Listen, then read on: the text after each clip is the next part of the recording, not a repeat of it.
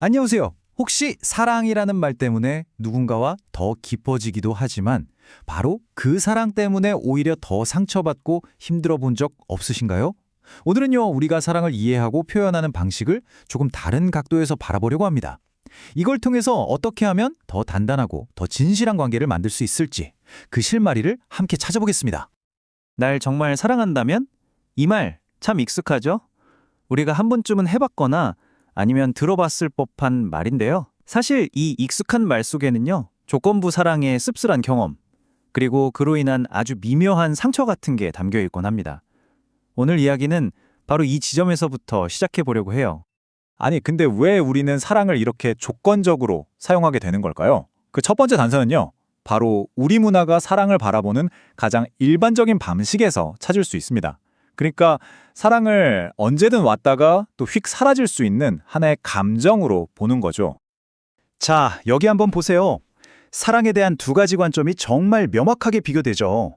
왼쪽은 우리가 흔히 생각하는 외부 조건에 따라 생겼다가 사라지는 일시적인 느낌으로서의 사랑입니다.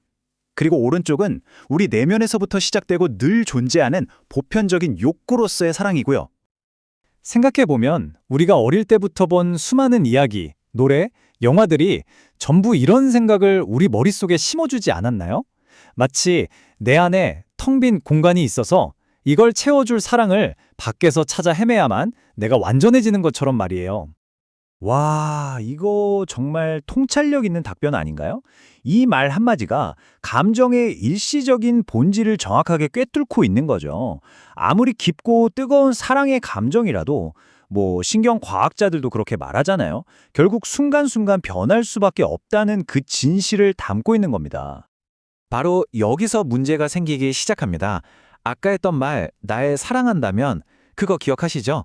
사랑을 느낌으로만 보면 그 말은 사실 사랑의 표현이 아니라 상대방의 죄책감을 이용해서 내 욕구를 채우려는 일종의 무기가 될 수 있다는 거예요.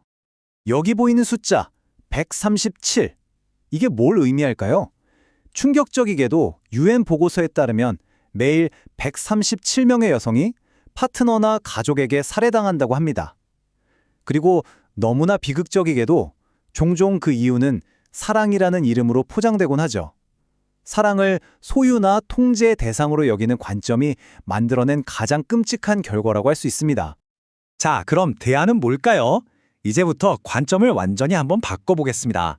만약에 사랑이 그렇게 스쳐 지나가는 감정이 아니라 우리 모두가 가진 보편적이고 근본적인 욕구라면 세상은 어떻게 달라질까요?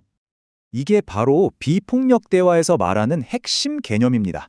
사랑은 밖에서 얻어오는 게 아니라 마치 우리 안에 마르지 않는 샘물처럼 늘 존재하는 에너지라는 거죠. 중요한 건 우리는 언제든지 그 샘물과 연결하고 또 그걸 다른 사람과 나누기로 선택할 수 있다는 겁니다. 마셜 로젠버그의 이 말은 사랑이 그냥 가만히 앉아서 느끼는 수동적인 감정 상태가 아니라 우리 자신을 기꺼이 내어주는 아주 능동적인 선택이자 행동이라는 걸 강조하고 있습니다. 이 관점의 전환이 가져오는 가장 흥미로운 점은요, 바로 그 실용적인 힘입니다. 사랑을 느낌이 아닌 욕구로, 즉 내 안에서 찾는 이 작은 변화가 우리에게 주체성을 주고 거절에 대한 두려움을 줄여주면서 관계를 훨씬 더 단단하게 만들어준다는 거예요. 자, 그럼 이 관점의 전환이 우리의 일상, 특히 갈등이 생기는 그런 상황에서 어떤 마법 같은 일을 만들어내는지 한번 구체적으로 들여다볼까요? 이건 정말 해방가도 같은 생각이에요. 상대가 아니라고 말하는 건 나를 사랑하지 않아서가 아니라 단지 그 순간 자신의 다른 중요한 욕구를 돌보기 위해서라는 걸 이해하게 되거든요. 그럼 우리는 상처와 오해의 굴레에서 벗어날 수 있게 되는 거죠. 이렇게 되면 갈등은 더 이상 서로를 밀어내는 힘겨루기가 아니게 됩니다. 대신에 두 사람이 함께 스텝을 맞춰가면서 우리 모두의 욕구를 채울 방법을 찾아가는 파트너십의 춤처럼 아주 창의적이고 협력적인 과정으로 바뀌게 되는 거죠. 그런데요, 이 놀라운 변화는 단지 개인적인 관계에만 머무르지 않습니다. 우리 각자의 내면에서 시작된 이 사랑의 에너지가 모이고 또 모이면 거대한 사회 변화를 이끌어내는 상상 이상의 힘을 갖게 됩니다. 간디의 이 말은 두려움에 기반한 통제와 사랑에 기반한 연결의 힘이 얼마나 다른지 아주 극명하게 보여주죠. 바로 이 사랑의 힘이야말로 억압적인 구조를 바꾸고 진정한 사회적 해방을 이끄는 진짜 원동력이 될 수 있다는 겁니다. 인도의 칩코 운동이 바로 그 살아있는 증거입니다. 기업들이 자신들의 삶의 터전인 숲을 베어내려고 하자 마을 여성들이 그냥 나무를 껴안았어요. 자신들의 삶과 숲에 대한 그 사랑의 마음 하나로요.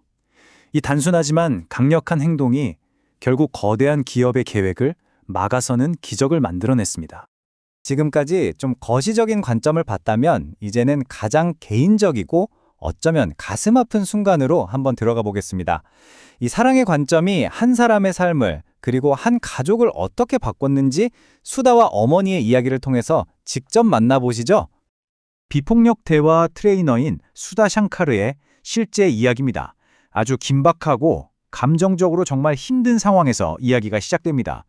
89세의 치매를 앓는 어머니가 위험한 도로 위를 헤매고 계셨던 거죠. 어머니는 왜 그러고 계셨을까요? 바로 35년 전에 세상을 떠난 사랑하는 반려견 블레이키를 찾고 계셨던 겁니다. 이 가슴 아픈 디테일이 당시 어머니가 어떤 세상 속에서 살고 계셨는지를 보여줍니다. 그 순간 수다의 첫 반응은 어땠을까요? 당연히 공포와 두려움이었죠. 아마 우리 대부분이 그랬을 겁니다. 그래서 어머니를 붙잡고 여긴 위험해요 라고 소리치면서 집으로 억지로 끌고 가려고 했어요. 하지만 그 결과는 어머니와의 단절 그리고 고통스러운 실랑이 뿐이었습니다. 바로 여기가 이야기의 전환점입니다. 그 실랑이 속에서 수다는 잠시 멈춰서 숨을 골랐어요. 그리고 자신의 두려움이라는 감정에 휩쓸리는 대신 그 감정 밑에 깔려있는 어머니가 안전했으면 좋겠다는 자신의 깊은 욕구를 알아차렸습니다. 그리고 생각했죠. 어머니의 세계로 들어가야 해. 그녀는 어머니 앞에 무릎을 꿇고 눈을 맞췄습니다. 그리고 물었죠. 엄마, 블레이크 찾고 싶으세요? 그러자 놀랍게도 어머니의 눈이 반짝 빛났습니다. 이 강력한 행동과 한마디가 모든 걸 바꾼 겁니다. 싸움은 끝났고 그 자리에 비로소 연결과 사랑이 흐르기 시작했습니다. 오늘 내용은 제가 요약해서 끝맺지 않겠습니다. 대신에 잠시 시간을 갖고 천천히 깊은 숨을 한번 쉬어보세요. 그리고 스스로에게 한번 물어봐 주시겠어요? 지금 이 순간 당신 안에서 사랑은 어떻게 흐르고 있나요?